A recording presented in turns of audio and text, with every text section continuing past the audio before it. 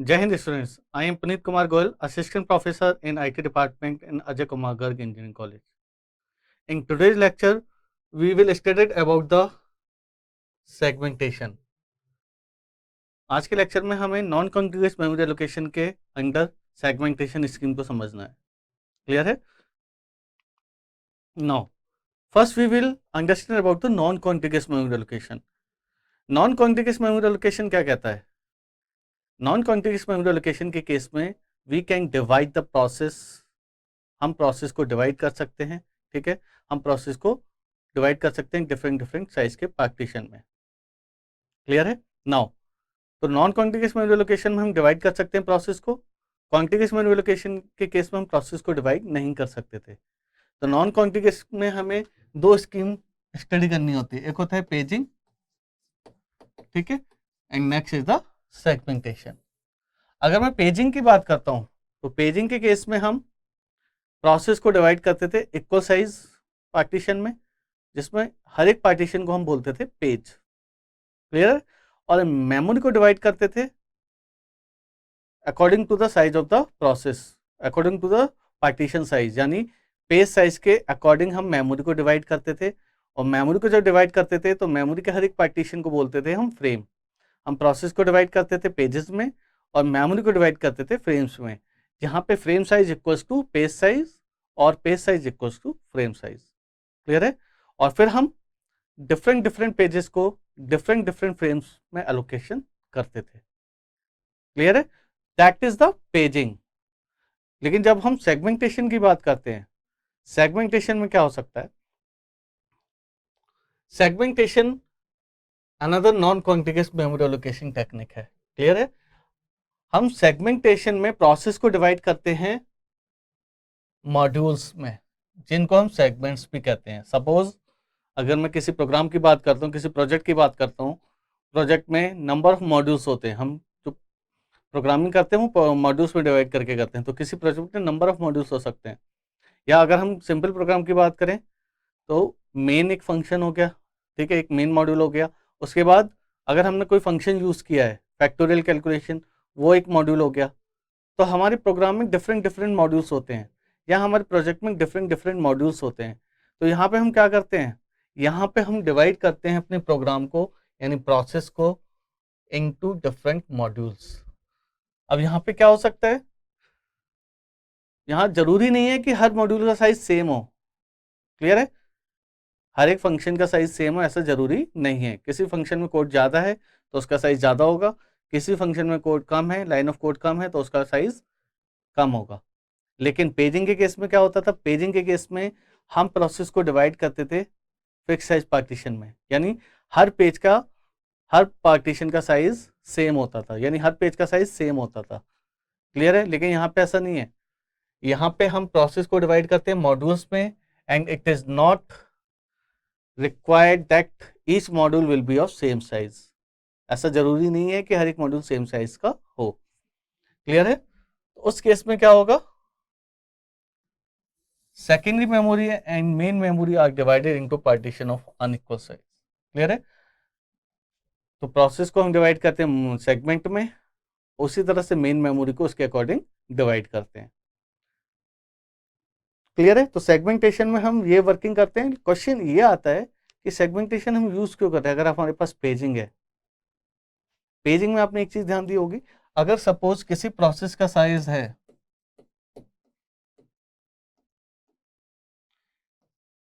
18 bytes, ठीक है, page size हमने डिवाइड किया, हर एक पेज का साइज हमने रखा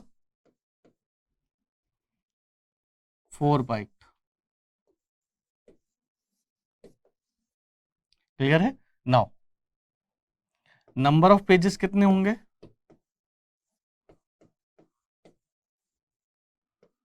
18 बाइट का है और 4 बाइट के पेज में डिवाइड करना है, तो नंबर ऑफ पेजेस कितने हो गए?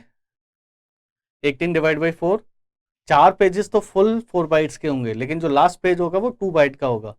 लेकिन जब हम इन पेजेस को मेमोरी एलोकेट करेंगे, मेमोरी को डिवाइड करते हैं हम फ्रेम्स में, जहां फ्रेम साइज किसके इक्वल होता है? पेज साइज के.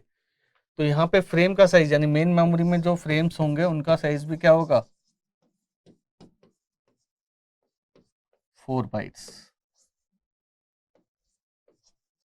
टोटल पेजेस कितने बने हमारे, 5 पेजेस, जिसमें लास्ट वाला पेज जो है उसमें 2 बाइट्स हैं।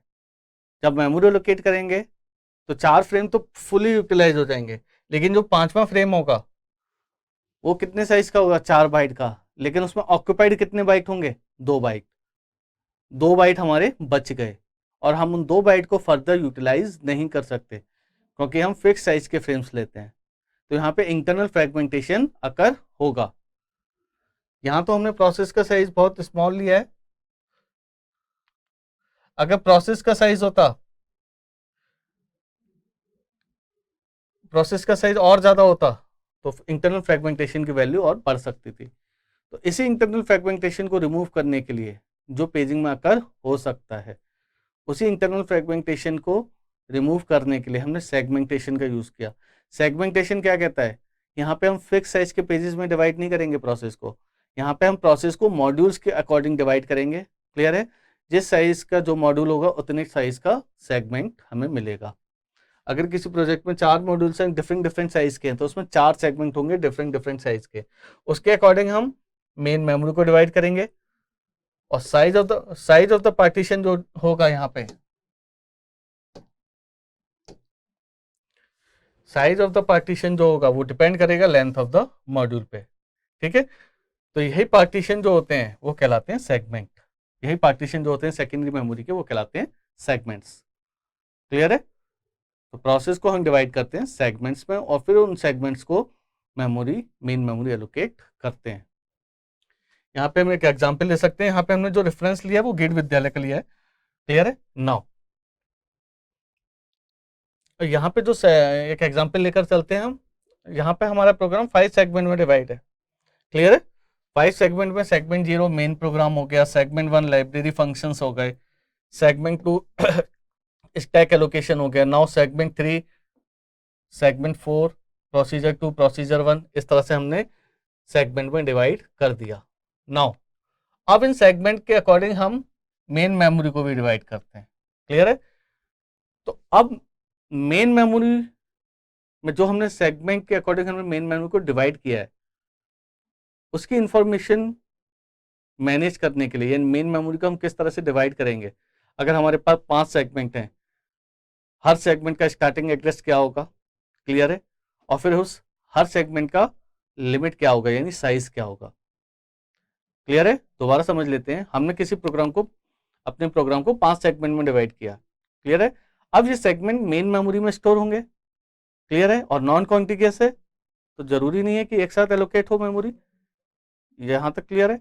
अब ये सेगमेंट, इन सेगमेंट्स को जब हम मेन मेमोरी एलोकेट करेंगे तो मेन मेमोरी में हर एक सेगमेंट का एक स्टार्टिंग एड्रेस होगा और उसकी लास्ट लिमिट होगी यानी उस सेगमेंट का साइज, उस सेगमेंट की लिमिट। तो हमें 2 चीजें स्टोर करनी पड़ेंगी, हमें 2 चीजों की रिक्वायरमेंट होगी मेन मेमोरी में इंप्लीमेंट करने के लिए सेगमेंटेशन को। पहला, base address of that segment, next size और limit of that segment. Clear है, तो यहां पे हम एक एग्जांपल लेकर चलते हैं। क्लियर है, तो यहां पे सेगमेंट 0 का बेस एड्रेस है 1500 और साइज है 1500 सेगमेंट। तो यहां पे देख सकते हो आप, यहां पे सेगमेंट 0 है मेन मेमोरी में। नाउ सेगमेंट 1, सेगमेंट 1 का बेस एड्रेस है 6300 और साइज है 500, तो ये भी आप चेक कर सकते हो। क्लियर है, now segment 2 base address 4300 and size 400। तो हमने सेगमेंट के बारे में क्या इन्फॉर्मेशन स्टोर करी है, हर एक सेगमेंट के बारे में, उस सेगमेंट का बेस एड्रेस, मेन मेमोरी में सेगमेंट का बेस एड्रेस और उस सेगमेंट का साइज यानी उस सेगमेंट की लिमिट। क्लियर है, ये सारी इंफॉर्मेशन हम जिस डेटा स्ट्रक्चर में स्टोर करते हैं that is called the segment table. जिस तरह पेजिंग में पेज टेबल होती है, क्लियर है, पेज टेबल का इंडेक्स जो होता है वो पेज नंबर होता है, जिसके करस्पॉन्डिंग एंट्री जो होती है वो हमें फ्रेम बताती है कि वो पेज मेन मेमोरी में किस फ्रेम में होगा। In the same way segment table data structure का यूज किया हमने सेगमेंटेशन में, जहां पे 2 एंट्रीज होंगी हर एक इंडेक्स पे, इंडेक्स नंबर, उस सेगमेंट टेबल का इंडेक्स नंबर जो होगा वो हमें क्या बताएगा, कौन सा सेगमेंट है। क्लियर है। और उसमें जो दो एंट्री होंगी, पहली बेस एड्रेस, उस सेगमेंट का बेस एड्रेस, और दूसरा लिमिट, उस सेगमेंट की लिमिट, और उसके अकॉर्डिंग हमें मेन मेमोरी में वो सेगमेंट एलोकेशन करना है। नाउ तो सेगमेंट टेबल, जैसे मैंने पहले ही बताया आपको, segment table is a table that store the information about each segment of the process. और इस सेगमेंट टेबल में दो एंट्रीज होंगे, दो कॉलम होंगे हर एक रो में। पहला कॉलम क्या स्टोर करेगा, first column will store the size और length of the segment, and second column will store the base address और starting address of the segment in the main memory. क्योंकि हमारे सेगमेंट को जो हमें मेमोरी लोकेट करनी है वो मेन मेमोरी लोकेट करनी है, तो उस सेगमेंट का स्टार्टिंग एड्रेस क्या है और उस सेगमेंट का साइज क्या है। नाउ सेगमेंट टेबल भी एक सेपरेट सेगमेंट होती है मेन मेमोरी में। भाई सेगमेंट टेबल भी तो एक डेटा स्ट्रक्चर ही है, उसको भी तो आपको स्टोर करना पड़ेगा। तो सेगमेंट टेबल भी मेन मेमोरी में स्टोर होती है डिफरेंट सेगमेंट की तरह। क्लियर है। तो जब ये सेगमेंट टेबल मेन मेमोरी में स्टोर होगी एज एक डिफरेंट सेगमेंट की तरह, हर एक सेगमेंट के लिए मुझे किसकी जरूरत होती है, दो चीजों की, उस सेगमेंट का बेस एड्रेस और उस सेगमेंट का साइज। तो जैसे मैंने कहा कि सेगमेंट टेबल भी एक सेगमेंट की तरह ही स्टोर होगी, तो यहाँ पे सेगमेंट टेबल के लिए भी हमें दो चीजों की जरूरत पड़ेगी, सेगमेंट टेबल का बेस एड्रेस यानी मेन मेमोरी में सेगमेंट टेबल कहां पर स्टोर हो रही है, और उस सेगमेंट टेबल का साइज। क्लियर है।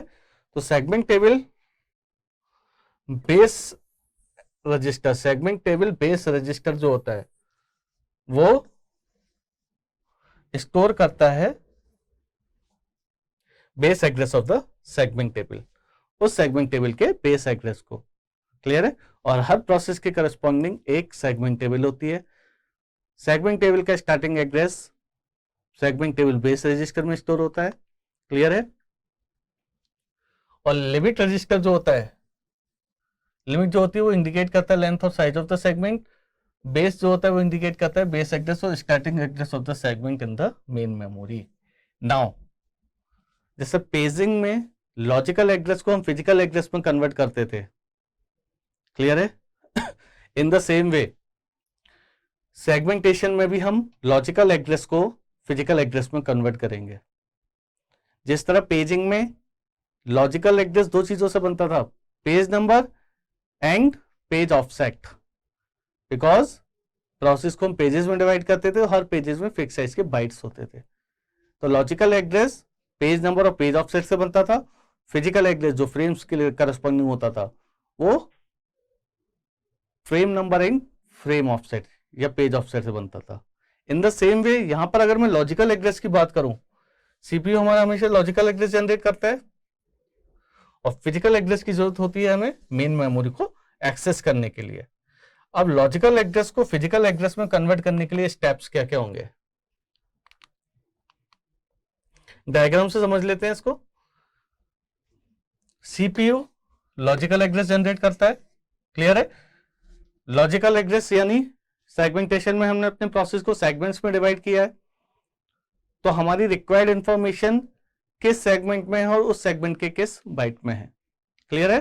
तो यहां पे हमें दो चीजों की जरूरत पड़ेगी, लॉजिकल एड्रेस जो जनरेट होगा, segment number and segment offset. Clear है। नाउ अब इस लॉजिकल एड्रेस को हमें कन्वर्ट करना है फिजिकल एड्रेस में, यानी मेन मेमोरी में वो कहां पर है उस लोकेशन में कन्वर्ट करना है।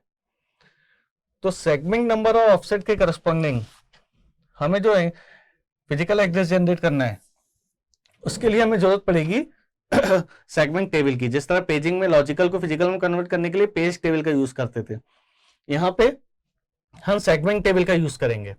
क्लियर है। और जैसा मैंने आपको बताया था, सेगमेंट टेबल भी एक सेगमेंट की तरह स्टोर होती है, तो उसका starting address segment table base register में होता है, ये स्टार्टिंग एड्रेस जो होता है। अब सेगमेंट टेबल का जो इंडेक्स होता है वो करस्पॉन्डिंग सेगमेंट नंबर होता है। क्लियर है। और उस इंडेक्स पे दो एंट्री होती है, सेगमेंट बेस, उस सेगमेंट का बेस एड्रेस और उस सेगमेंट का साइज। नाउ स्टार्ट करते हैं। Segment number segment table base register में ऐड होगा। सेगमेंट टेबल बेस रजिस्टर क्या स्टोर करती है, सेगमेंट टेबल का बेस एड्रेस।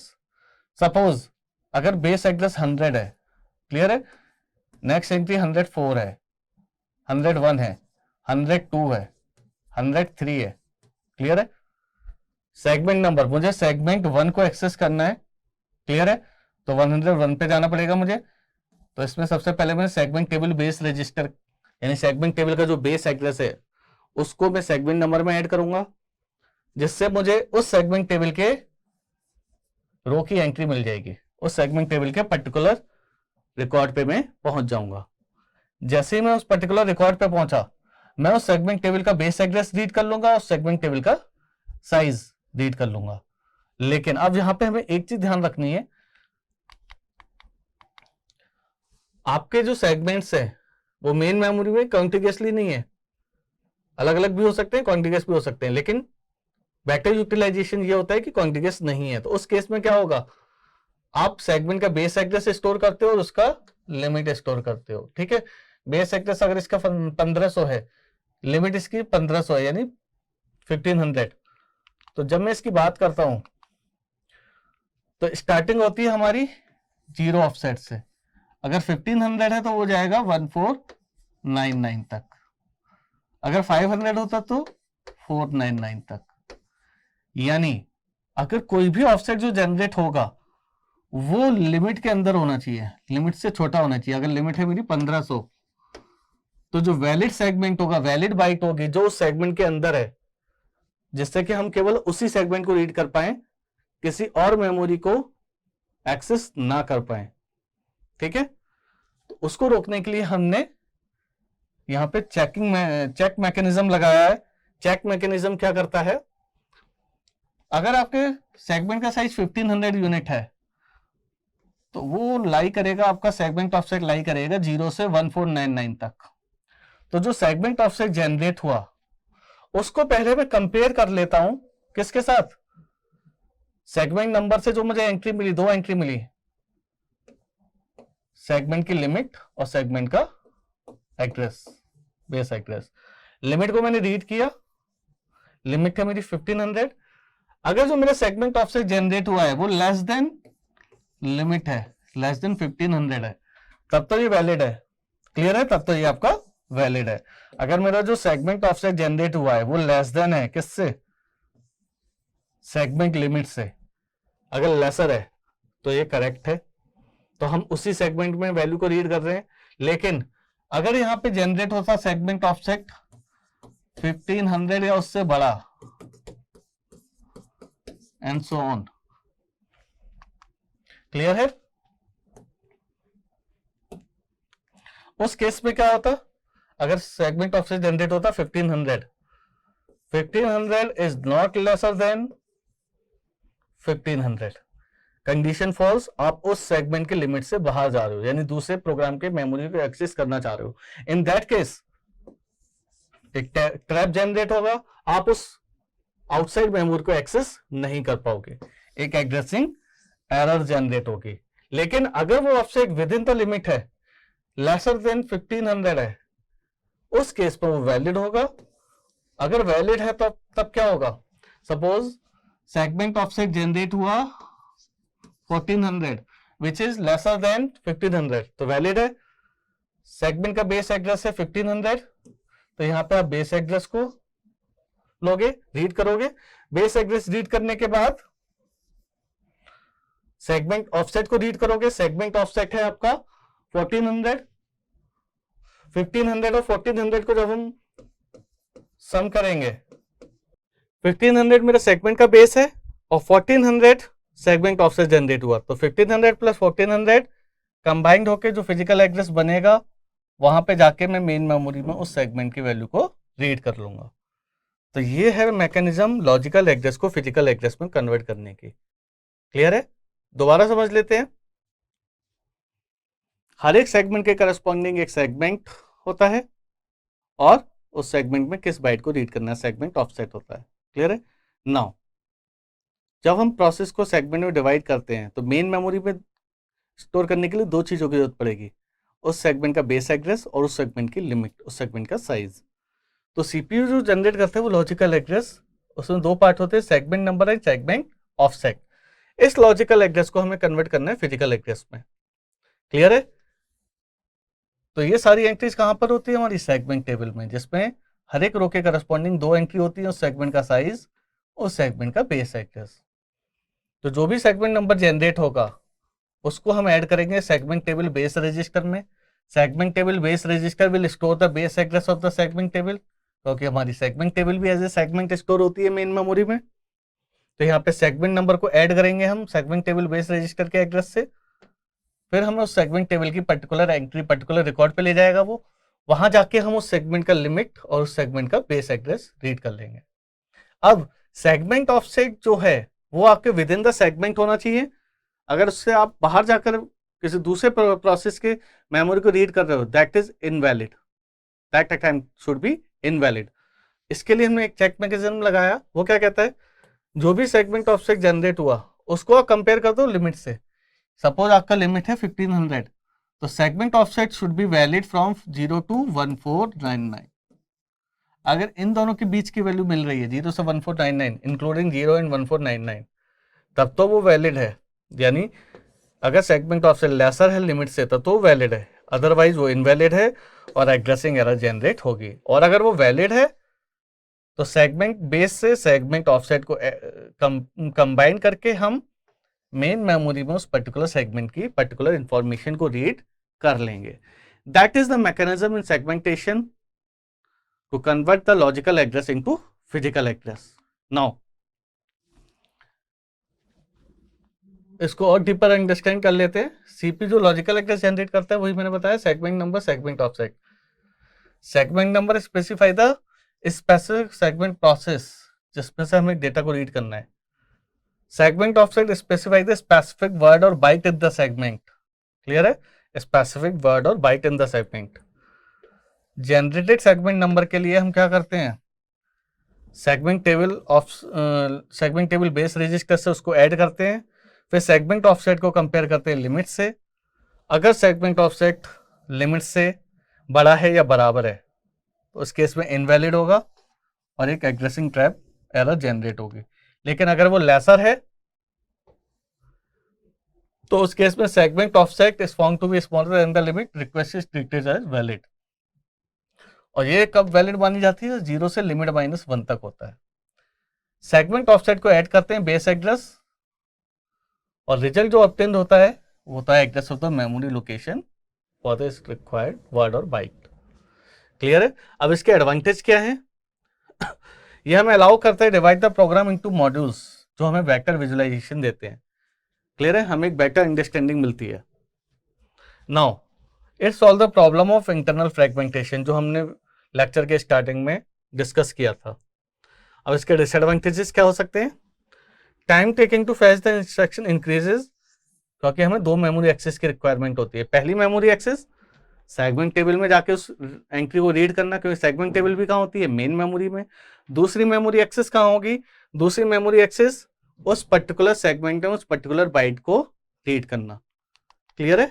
तो यहाँ पे 2 चीजें, 2 बार मेन मेमोरी रीड हो रही है। एक बार सेगमेंट टेबल से जब आप वैल्यू इंफॉर्मेशन रीड कर रहे हो और एक बार जब उस मेन मेमोरी में उस पर्टिकुलर सेगमेंट के पर्टिकुलर बाइट को रीड कर रहे हो। क्लियर है?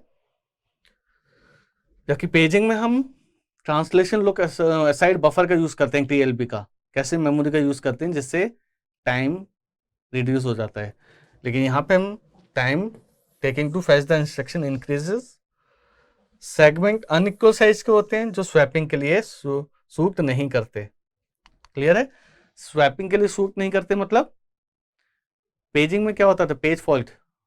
पेजिंग में जब हम पेजेस को स्वैप करते थे हमें पता होता था पेजेस इक्वल साइज के हैं, लेकिन अगर अब जब हम यहाँ सेगमेंट्स को स्वैप करेंगे तो उस केस में प्रॉब्लम आएगी। नाउ अब हम एक एग्जांपल कंसीडर कर लेते हैं। अब हमें बताना है कौन सी लॉजिकल एड्रेस जो है वो ट्रैप जनरेट करेगा। क्लियर है? 5 सेगमेंट दिए हुए हैं हमें, हर सेगमेंट का बेस एड्रेस और हर सेगमेंट की लेंथ यानी लिमिट दी हुई है। तो चेक कर लेते हैं। 0 and 530, 0 will specify the segment number and 530 will specify the segment offset। Segment 0 में बेस एड्रेस मिल गया मुझे।